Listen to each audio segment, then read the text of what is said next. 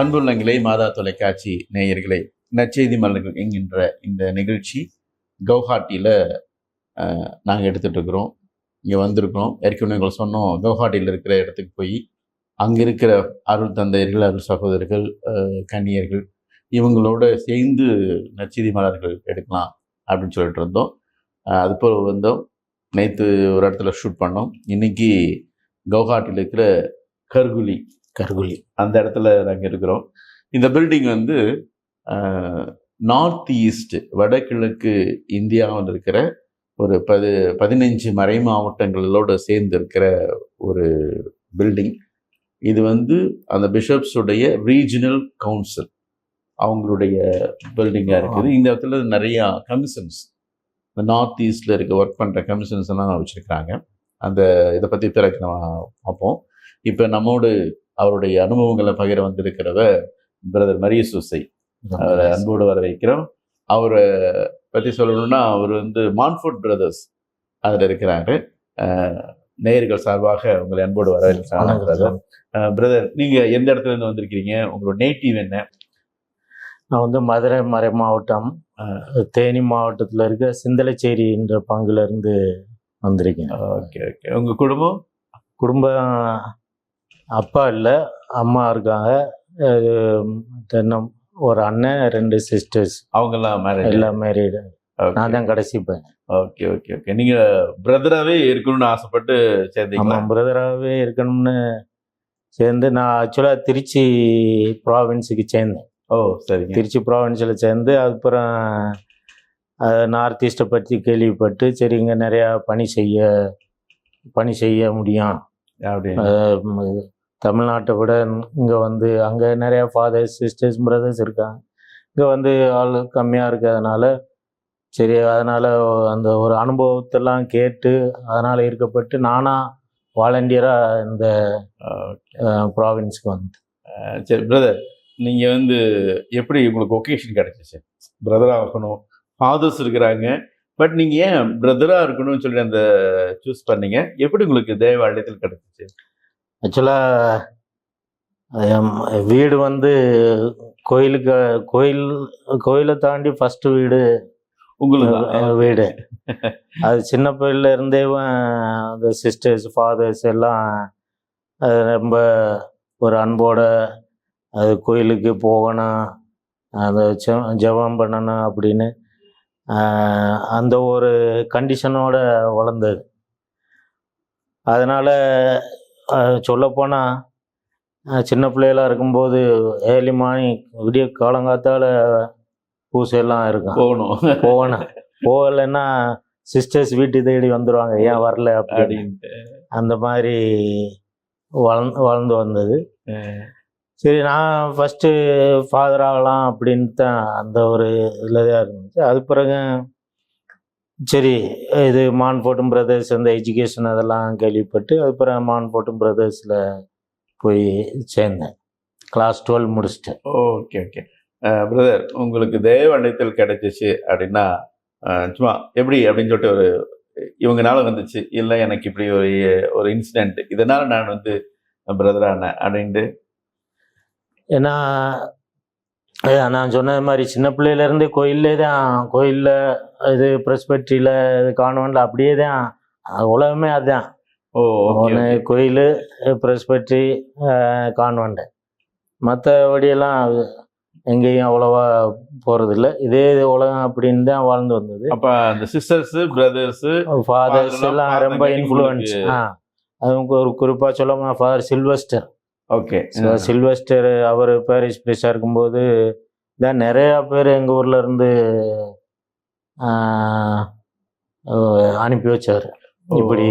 இப்படியெல்லாம் ஃபாதர் ஆகணும், பிரதர் ஆகணும் அப்படின்னு, சிஸ்டர் ஆகணும் அப்படின்னு நிறையா ஒகேஷனுக்கு அவர் தான் வழிகாட்டியாக இருந்தாங்க. இப்போ அதை நீங்கள் வந்து மான்ஃபோர்ட் பிரதர்ஸ் இல்லை அப்படிதான் சொன்னேன். உங்கள் காங்கிரிகேஷன் பற்றி, அதே போல் உங்கள் காங்கிரிகேஷனுடைய மோட்டோ என்ன ஒர்க்லாம் பண்ணிகிட்ருக்கிறீங்க அப்படிங்கிறத பற்றி கொஞ்சம் சொல்லுங்கள். காங்கிரிகேஷன் வந்து ஃப்ரான்ஸில் ஆரம்பிக்கப்பட்டது. ஃப்ரான்ஸில் இருந்து 1903 வருஷம் இந்த ஃப்ரெஞ்சு புரட்சி அதெல்லாம் அதனுடைய விளைவாக அங்கேருந்து 3 பிரதர்ஸ் பாண்டிச்சேரிக்கு வந்து இந்தியாவில் பாண்டிச்சேரியில் வந்து அதுக்கப்புறம் அங்கேருந்து திண்டிவனத்தில் ஃபஸ்ட்டு ஹவுஸ் ஆரம்பிச்சு அப்புறம் அது பெரும்பாலும் தமிழ்நாட்டிலே தான் ஸ்கூல் அது மாதிரி ஆரம்பித்து சொல்லப்போனால் ஏற்காடு மான்ஃபோர்ட் ஸ்கூல் எல்லாருக்கும் தெரிஞ்சது. அது மாதிரி அதுக்கப்புறம் ஸ்லோலி இந்த பக்கம் இது ஆந்திரா, கர்நாடகா, அப்படி அதுக்கப்புறம் நார்த்து இது ஜார்க்கண்ட், பீகார், உத்தரப்பிரதேஷ், அதுக்கப்புறம் எதுவாக என்னன்னா சவுத் ப்ராவின்ஸு, தென்னிந்திய மாநிலம் இது நார்த் ஈஸ்ட் மிஷன் அப்படின்னு அங்கேருந்து பிரதர்ஸு ஃபஸ்ட்டு மிசோராமுக்கு வந்தாங்க. ஓகே. 1975 மிசோராமில் வந்து அங்கே இது கேள்விப்பட்டு மான்ஃபோர்ட் பிரதர்ஸ் ஸ்கூல் எப்படி நடத்துகிறாங்க என்ன அப்படின்னு கேள்விப்பட்டு அதனால் அவர் இன்வைட் பண்ணதுனால 1975 வருஷம் மிசோராமில் இது இப்போ வந்து சில்சார் டயசிஸ், சில்சார் மறை மாவட்டத்தில் 3 ஸ்கூலில் வேலை செஞ்சுட்டு இருந்தோம். அதுக்கடுத்து பிரதர்ஸு சவுத்துலேருந்து அங்கே வந்து அப்படியே பணி செஞ்சிட்டு இருந்தாங்க. காலப்போக்கில் 1998 இது ஒரு ப்ராவின்ஸ் அப்படின்னா ஒரு மாநிலமாக அறிக்கப்பட்டு மாறி, அதனால் ஏன் மாறிச்சுன்னா ஒரு நல்ல அட்மினிஸ்ட்ரேஷன் கிடைக்கும், அப்புறம் நல்ல விரிவாக்கமாக இருக்கும், நம்ம சர்வீஸ் மற்ற டயசிஸ் எல்லாருக்கும் போகலாம் அப்படின்ட்டு அந்த ஒரு நோக்கத்தோட இது ஒரு மாநிலமாக தனி மாநிலமாக உருவாச்சு. Okay okay. இப்போ வந்து நான் வந்து அந்த மாநிலத்துக்கு தலைவராக இருக்கேன். அப்படிங்களா? ஓகே ஓகே ஓகே, பரவாயில்ல.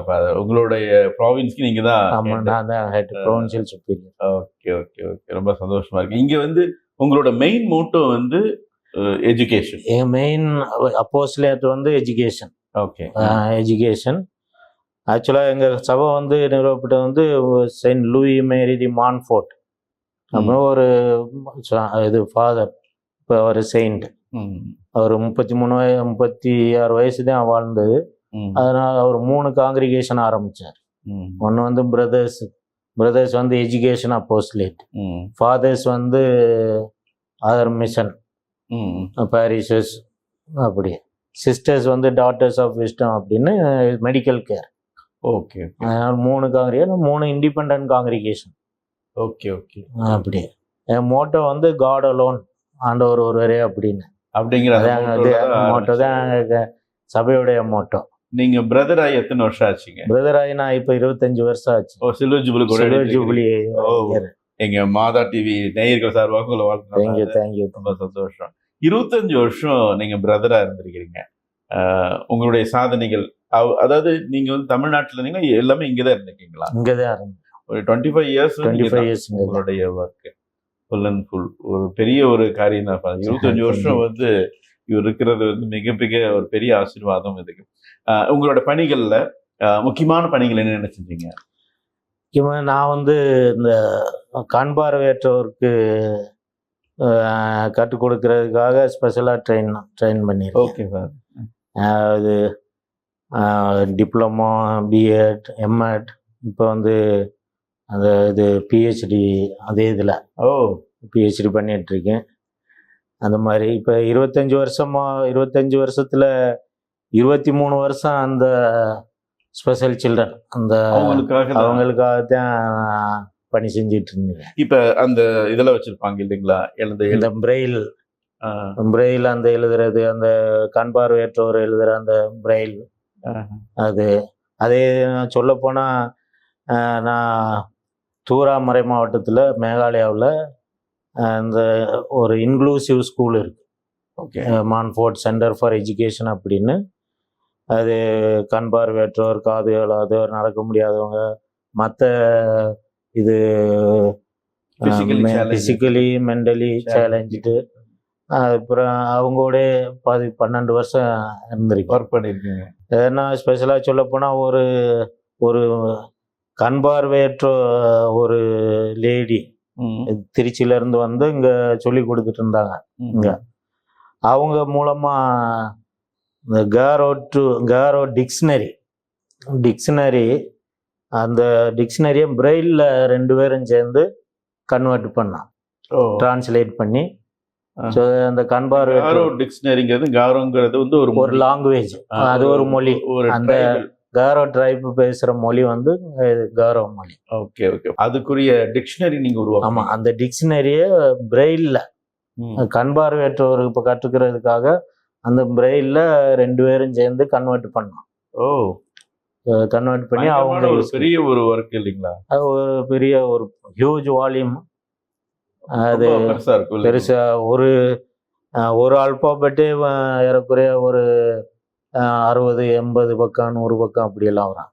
ஓகே. அந்த சார்ட் பேப்பர்ல தான் அதை அந்த ரெடி பண்ண அந்த இது பண்ண அது மேனுவலாகவே இது பண்ணி அதை அந்த பிள்ளைகளுக்காக இது பண்ணேன். ஒரு மிகப்பெரிய ஒரு சொத்து அது மக்களுக்கு. ஆமா, கண் பார்வையற்ற மக்களுக்கு வந்து ஒரு லாங்குவேஜ் கத்துக்கிறது அப்படிங்கிறது வந்து ஒரு பெரிய விஷயம். Okay okay. அது ஒரு இது. அப்புறம் மூலமா நான் கவுஹாத்தியில் ஒரு இன்க்ளூசிவ் ஸ்கூல் சிபிஎஸ்சி போர்டு, அங்கே ஏறக்குறைய 2200 பிள்ளைங்க படிக்கிறாங்க. அதில் ஒரு 100-110 பிள்ளைங்க வந்து இந்த ஊனமுற்றோர். சரிங்க. ஊனமுற்றோர் அவங்க படிக்கிறாங்க. அவங்களுக்கு நான் சொல்லி கொடுத்துருக்கேன்.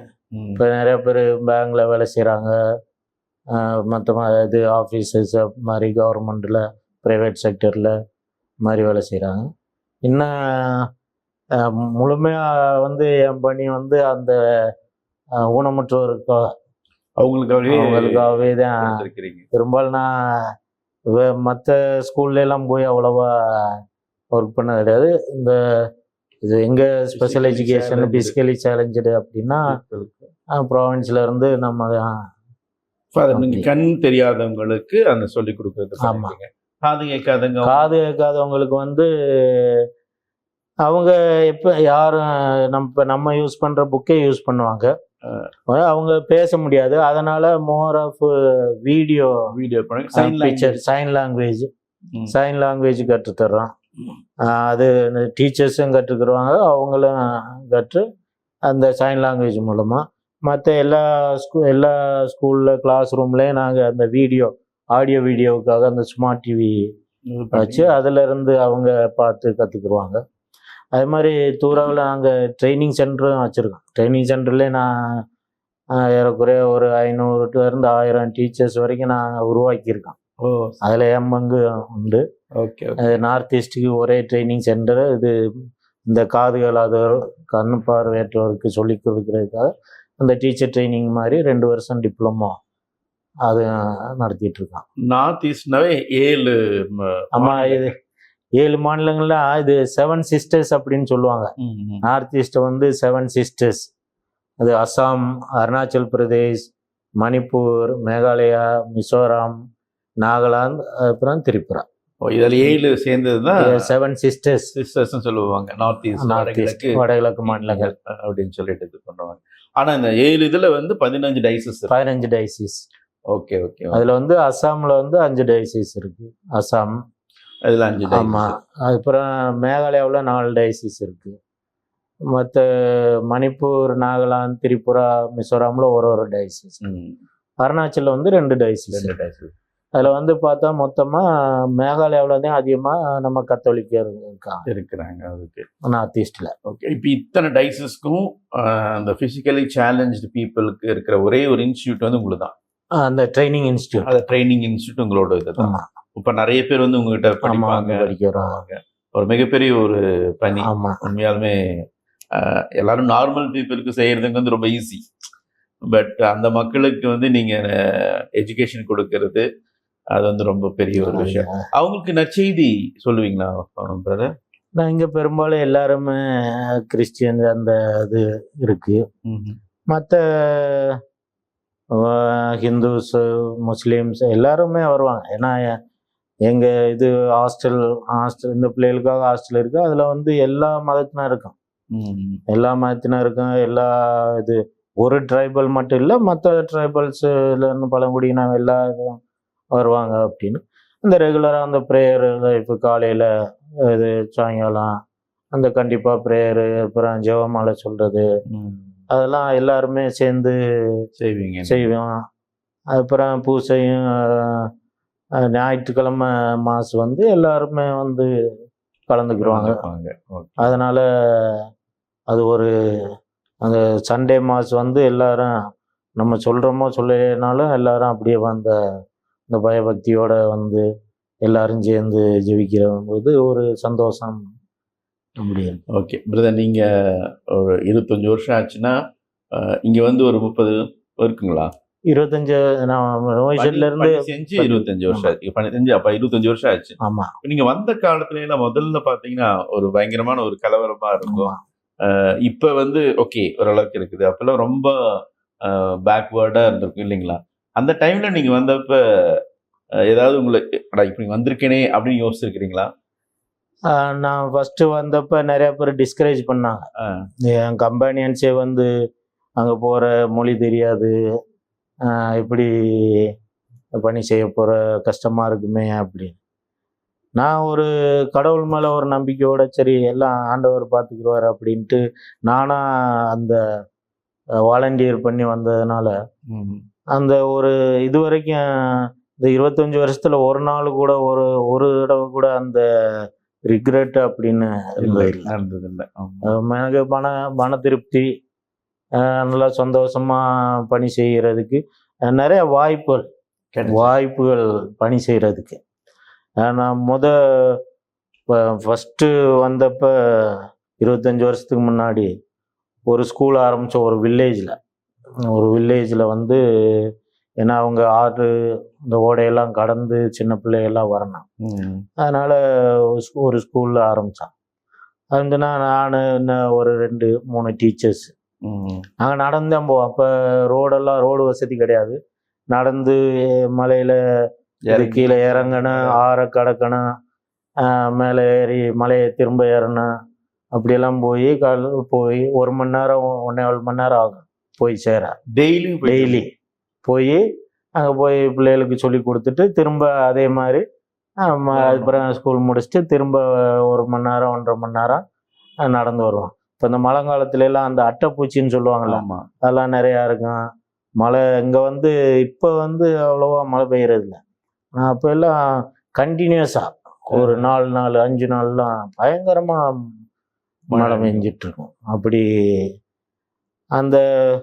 அந்த காட்டுகளுக்கு போய் அப்படி ஒரு இது இப்போ வந்து அந்த பிள்ளைகள்லாம் நிறையா அதெல்லாம் ஃபஸ்ட் டைம் பட்டதாரிகள் அப்படின்னு சொல்கிறது மாதிரி படித்து நிறைய பேர் இப்போ கவர்மெண்ட் வேலை பார்க்குறாங்க, மற்ற ப்ரைவேட் கம்பெனியில் அவங்க வாழ்க்கை தருவாங்க. அதெல்லாம் பார்க்கும்போது ஒரு மனசுக்கு ஒரு சந்தோஷம். நம்ம கஷ்டப்பட்டாலும் இப்போ அவங்க நல்லா இருக்காங்க அப்படின்னு. இப்பயும் போனாலும் அதெல்லாம் நல்லா நினைவு வந்து தேங்க்யூ அப்படின்னு அதெல்லாம் சொல்லலாம். பிரதர், நீங்கள் அந்த வழியிலாம் போயிருப்பீங்க, அனிமல்ஸோடைய தொந்தரவுலாம் இருந்தது. அனிமல்ஸ் வந்து சொல்லுவாங்க, ஆனால் இது வரைக்கும் நான் ஃபேஸ் பண்ணதில்லை. குரங்குகள் மட்டும் இந்த மற்றபடி யானை புலி அப்படியெல்லாம் சொல்லுவாங்க, ஆனால் நான் இது வரைக்கும் ஃபேஸ் பண்ணது கிடையாது. நீங்கள் அந்த மாதிரி கஷ்டப்பட்டு போவீங்க இல்லைங்க? ஆமாம். ஒரு சில நேரங்களில் ஃப்ளட் எல்லாம் வந்துருக்கு. ஃப்ளட் எல்லாம் வந்து ஒரு தடவை எனக்கு வந்து ஆக்சுவலாக உண்மையை சொல்ல போனால் நீச்சல் தெரியாது. ஆனால் ஒரு முறை வந்துட்டு இருக்கும்போது திடீர்னு ஏன்னா காட்டாற்று வெள்ளம்னு சொல்லுவாங்கல்ல, அது மலையிலேருந்து ஏன்னா திடீர்னு ஃபோர்ஸாக வரணும்.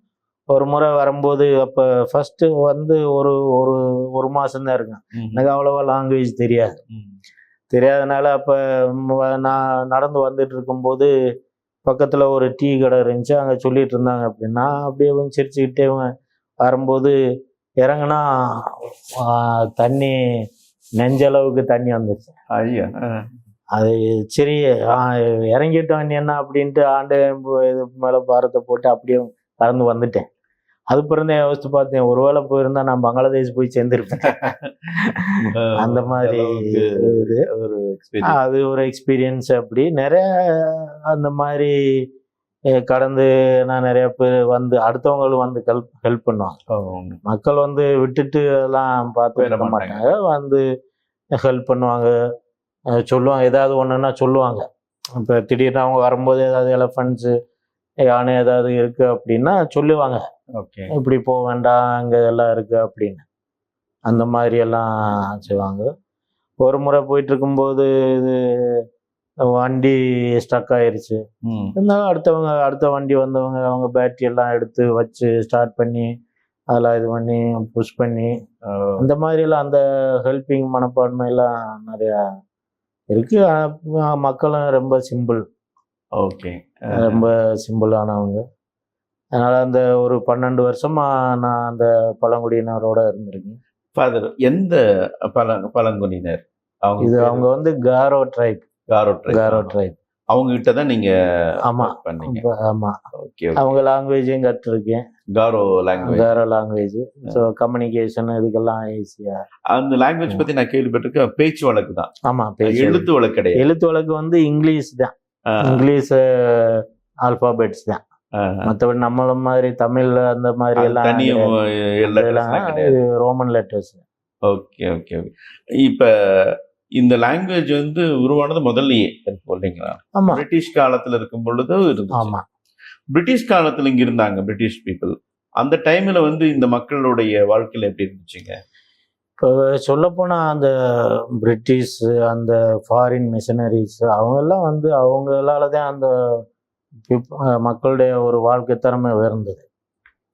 அவங்க அதுக்கப்புறம் சவுத்துல இருந்து வந்த fathers, sisters, brothers, Kerala, Tamil Nadu, அதுக்கப்புறம் இப்போ ஆந்திராவில் இருந்து இருக்காங்க.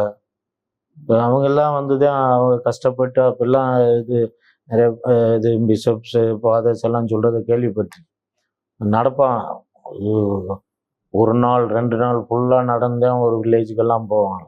அந்த அளவுக்கு டிரான்ஸ்போர்ட் இருக்கிறதுனால போய் அங்கேயே இருந்து அங்கேயே தூங்கி அந்த மக்களுக்கு இது நற்செய்தி அறிவித்து அந்த மாதிரி கஷ்டப்பட்டுனால இப்போ வந்து நிலைமை வந்து பயங்கர முன்னேற்றம்.